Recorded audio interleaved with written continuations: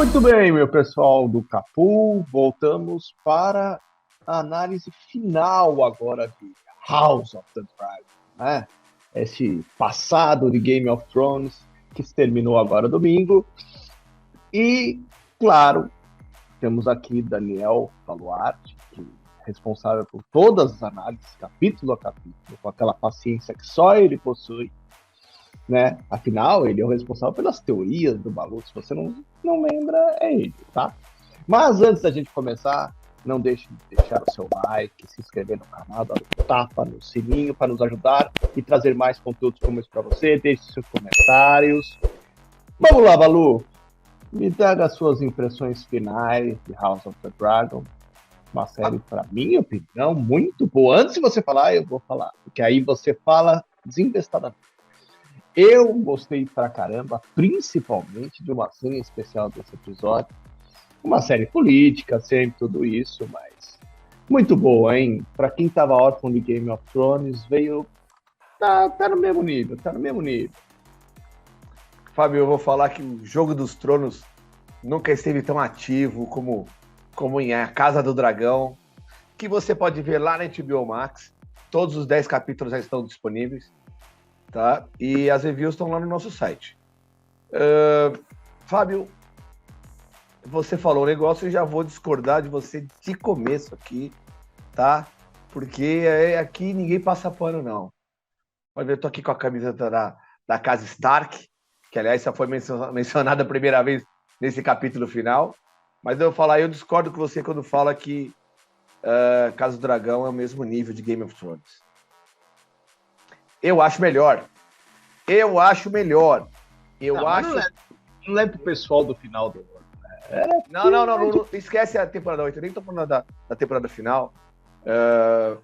Eu acho melhor e vou falar por quê. Eu acho que a história tá mais centrada. Eu acho que Game of Thrones era um espetáculo, tá? Só que a história tinha muitas coisas acontecendo ao mesmo tempo, muitas vertentes se espalhando. Às vezes a gente via alguma coisa acontecer na temporada 2 que só se resolvia na temporada 5, entendeu? Então, ela não era tão focada. Casa do Dragão é mais focada. Nós estamos dentro de uma determinada vertente, uma determinada história, né? Que é a sucessão. Toda essa temporada foi sobre a sucessão da Casa Targaryen, né? Porque ela é a casa principal de Westeros. Então, o que a gente viu foi a briga dos Targaryens para poder manter a sua casa, além de unida, forte e capaz de se defender de todo mundo. E a gente tinha os Baratheons, a gente tinha os Hightower, a gente tinha os Viserys, um monte de casa ali. Exato. Um monte de casa ali tentando passar a perna, e é todo mundo tentando passar a perna de todo mundo. Tá? E casa tio com sobrinha, casa irmão com irmão, casa primo com não sei o quê, né? É uma bagunça. É uma bagunça que eu vou te falar. Porém, o texto é muito bom, os roteiros são muito bons, tá? Tem muita coisa que você tem que prestar atenção, que fica só subentendida, muita armação política, né? Muita cena de ação, muita morte. E o principal, uma coisa que faltou em Game of Thrones, ô Fábio. A principal coisa que faltou em Game of Thrones. Dragão. Dragão, filho. Dragão. Tem o dragão pra dar e vender ali na série. Tem 4 ou 5 dragão que nem montador tem. Não, estão lá tá sobrando ali, estão esperando alguém se manifestar ali. Então, tem dragão para dar e vender. Então, é uma série maravilhosa, espetacular. Eu estava muito preocupado na troca do elenco, acho que na terceira temporada, se eu não me engano, no terceiro capítulo, quarto capítulo, que trocou principalmente a Rhaenyra. Eu gostava muito da Millie Alcock, muito, e ela era bem parecida com o Demon. O Demon, ele se via na Millie Alcock como uma continuação dele. E por isso ele estava tão, assim, atraído por ela, né? E ela por ele também. E a gente via uma Alicent, né? Que é a rainha, que naquela época era só uma amiga da Rhaenyra,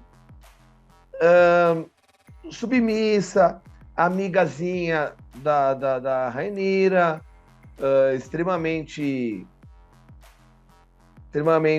lutadora pelos costumes da época, né? Então, ela não aceitava nada de errado, ela criticava, porque ela queria tudo certinho, como era a tradição. Era uma menina muito tradicional dentro dos costumes dessa época. E, enquanto isso, o pai dela, o Otto Hightower, né, que era a mão do Viserys, que era o conselheiro direto do Viserys, ele fazia de tudo para derrubar o rei, ou minimizar o poder do rei, ou tirar vantagem em alguma situação. Mas, enfim, falei tudo isso, Fábio, para falar o seguinte: essa série é mais centrada, a história é mais centrada, e com isso você acompanha uma temporada inteira sem se perder. Eu acho que você só vai se perder nos nomes. Tem muito nome,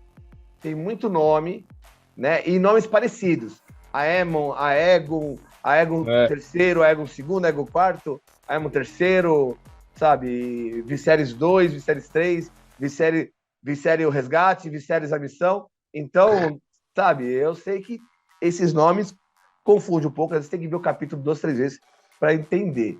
Mas eu vejo com prazer, porque eu gostei muito de todo o conteúdo apresentado nessa temporada. Eu só traria um pouco do que você falou um pouquinho antes, quando você menciona a troca da atriz pelo salto temporal. Isso me incomoda um pouco no sentido que, assim, não que me incomode a troca da atriz por um óbvio salto temporal. O que me incomoda é quando existem 3 saltos temporais, praticamente, você troca a atriz. Então, o Viserys, por exemplo, todo envelhecido ali, muito bem feito, por sinal, ali, sensacional, o ator foi muito bem, inclusive. Espetáculo. Espetacular. Mas tem gente que não envelhece, pô. Me lembra a Lagertha nos Vikings. Não que eu quisesse que ela envelhecesse. Mas, assim, teoricamente deveria. Não vá criticar Demon nesta review. Não, eu acho que ele, inclusive, eu ia chegar lá. Eu acho que o envelhecimento dele, tá bom ainda, tá tranquilo. Não é, você vê que ele tá, o semblante, a forma, eu também entro um pouco do ator, né? Assim como do série, um pouco do ator. Matt Smith manda muito bem. Tirando o Morbius, claro. Mas, por exemplo, vou dar algumas. O Cole, por exemplo. Ele não envelheceu um dia. Que parece, inclusive, o Ezio. Daria um bom ator pro Ezio. Mas não envelhece o cara, meu. Passou 3 gerações, o cara, 3 saltos temporais, o cara não envelhece. Aí, por exemplo, a Alicent mais nova tá quase mais velha que a atriz que faz ela mais velha. Essas coisas me incomodam um pouco. E o Aemon Caolho, que parece mais velho que todo mundo agora? Pô, o cara parece ter 40 anos, pô. Mas assim, o cara tá legal, ele rouba a cena em alguns momentos. Ele é muito legal. Legal. Mas era isso, era só para não perder o fio que você comentou da troca da atriz. Eu acho que essa é a única coisa que para mim, de repente, você fala, puta, mas trocou aqui, mas esse aqui continua mesmo? Daqui a pouco ela tem 80 anos, o cara 20. Eu entendi que esses saltos temporais foram necessários, porque na verdade a gente não tá contando a história da Rhaenyra nem do Daemon, a gente tá contando a história das crianças. Ah, não, e vão acontecer muito mais vezes, hein? Porque na verdade a história principal, para quem não sabe, a história principal contada são das crianças, são dos filhos deles, viu? A importância realmente é dos filhos. O Daemon, a Rhaenyra, tudo é só a entrada do prato. É a entrada do prato só. Ainda, na verdade. Agora vai começar. Pode falar, Fábio. Não. Aqui eu ia falar que na grande verdade esses personagens mais velhos, porque eles fazem parte da dança dos dragões, é passageiro e depois a fila anda. Exato. E o que essa temporada deixou claro que nós vamos agora entrar, né, nessa guerra dos dragões, nessa dança dos dragões. Apesar que, eu vou falar, você comentou do Aemon, que, né, o Caolinho ali, fez uma besteira muito grande no fim. Mas foi bonito. Foi engraçado pra caramba. Mas ele foi o causador, ele vai ser o causador da guerra. Porque até aquele ponto, Fábio, houve alguns erros da Rhaenyra depois que ela assumiu Dragonstone, né, Driftmark. Depois que ela assumiu a casa lá, ela estava meio que governando tipo o pai dela. Sem briga, porque é Viserys o Pacífico, inclusive, é o nome dele, né? Viserys o Pacífico. Então, mesmo o Daemon alertando toda hora, mesmo quando a Rhaenys ela chegou e explicou o que tinha acontecido, né, com o Trono de Ferro, que tomaram o trono, que o Otto e a Alicent deram um jeito de colocar o Aegon como o novo rei, já apresentaram para a população, prenderam a Rhaenys lá no castelo para que ela não contasse para ninguém, obrigaram os representantes das casas a jurar lealdade. Então, foi feito isso já estava claramente planejado. E agora, a Rhaenyra errou porque o pai estava morrendo e ela resolveu que tinha que sair dali naquela hora, né? Deixou o cara, como diria assim, sem retaguarda, né? Para reforçar que ela que era a próxima na sucessão. E como ela não estava lá, eles deram um jeito de que o Aegon, porque a Alicent, ela entendeu que aquela história maluca que o Viserys estava contando, que aliás ele achou que estava conversando com a filha dele, mas na verdade ele estava conversando com a Alicent, que ele contou a canção de Fogo e Sangue, né, se não me engano, né, ele contou que quem iria reunir, quem iria salvar a casa, que iria salvar o reino, que ia unir de novo o reino, seria o Aegon. Só que ele não estava falando do Aegon, filho da Alicent. Ele estava falando do Jon Snow, que é o Aegon VI, se eu não me engano.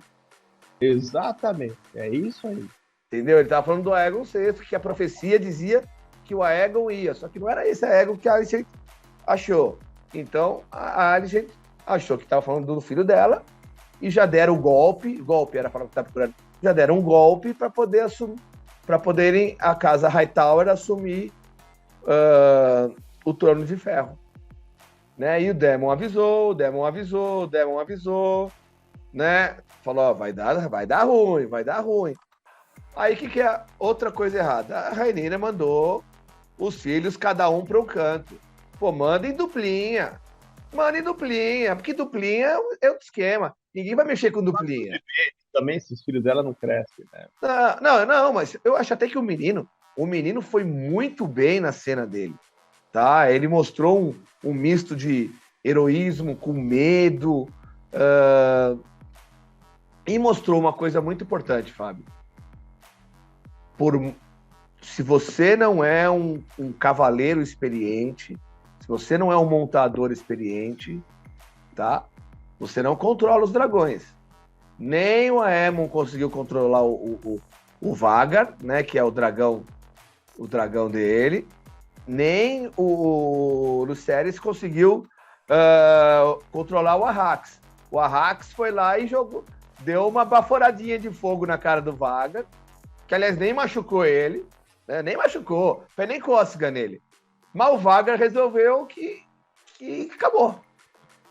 Né? O Vhagar foi lá, deu uma voltinha, passou aquele dinossauro voador por cima da lagartixa voadora, né? Aquele dinossauro veio, deu uma bocanhada deu uma bocada que não sobrou nem metade do menino para contar a história.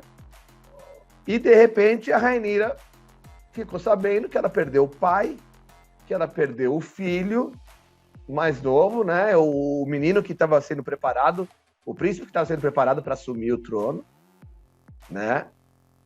E ela perdeu o chão. E agora ela vai para a guerra, né? Então, não foi falta de aviso.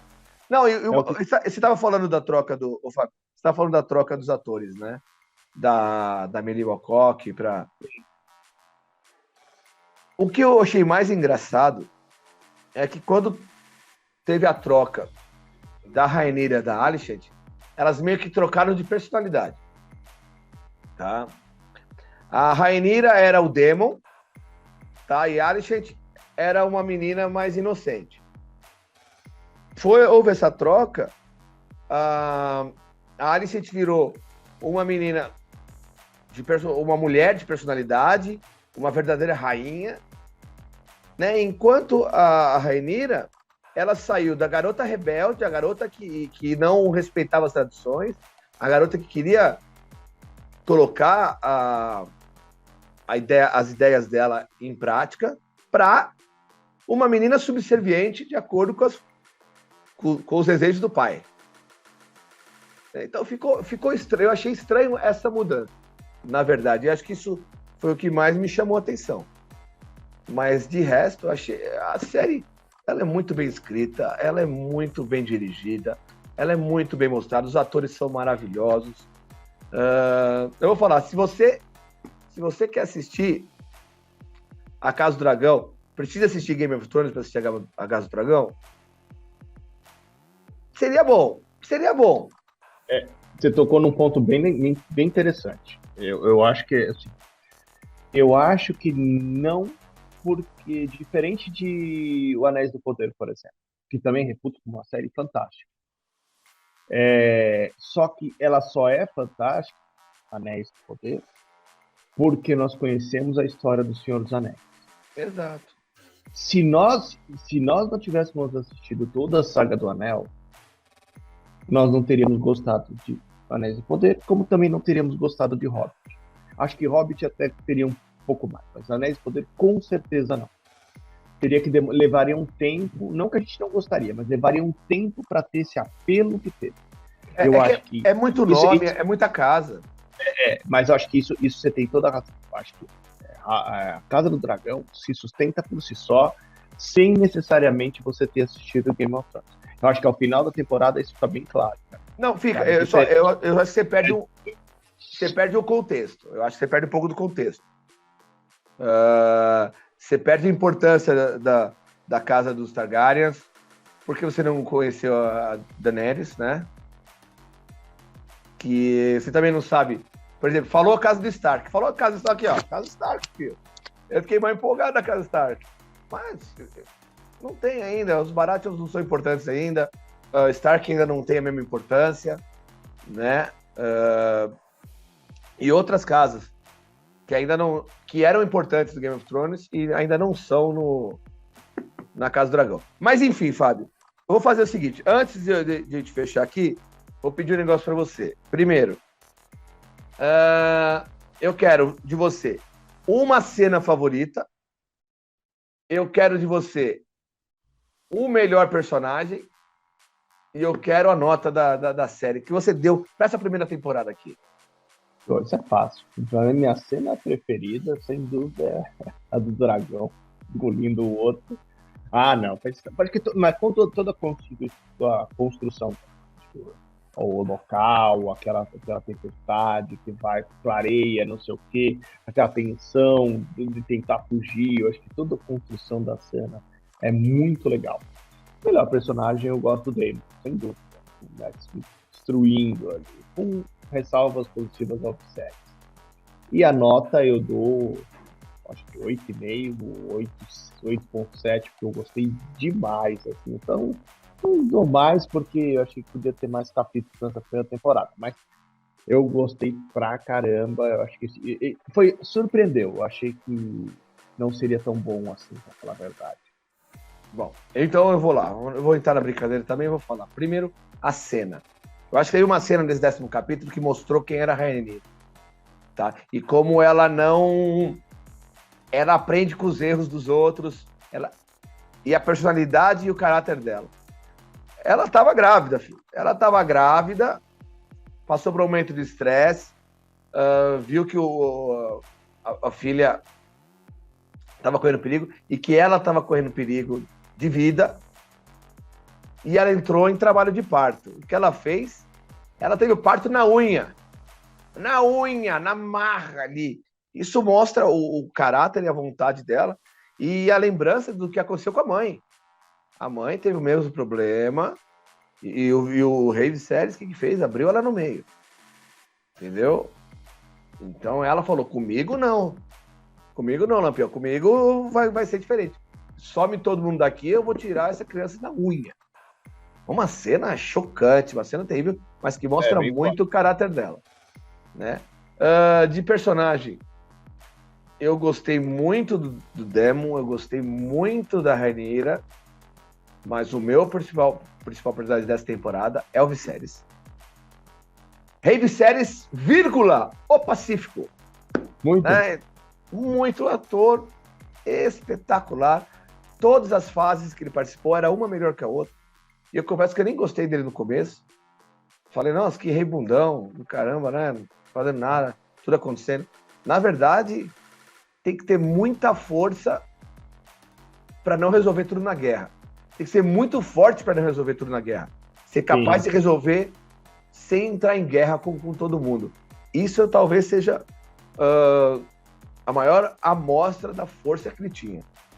E a nota, Fábio, eu vou dar uma nota. Você deu quanto? Quanto você deu? 8,7. 8,7. Eu vou pegar essa nota e eu vou colocar mais ficha na mesa. Eu vou colocar 9,5 para essa temporada. Eu achei uma temporada espetacular. Eu acho essa a melhor primeira temporada de 2022. Tá? E eu sou muito fã do Pacificador. Eu sou muito fã de algumas outras séries que estrearam esse ano. Mas eu acho que Casa do Dragão é a melhor série que estreou em 2022. Eu tenho ainda algumas, eu acho que Anéis do Poder, para mim, ainda é melhor, com algumas alusões positivas a Sandman, você entendeu?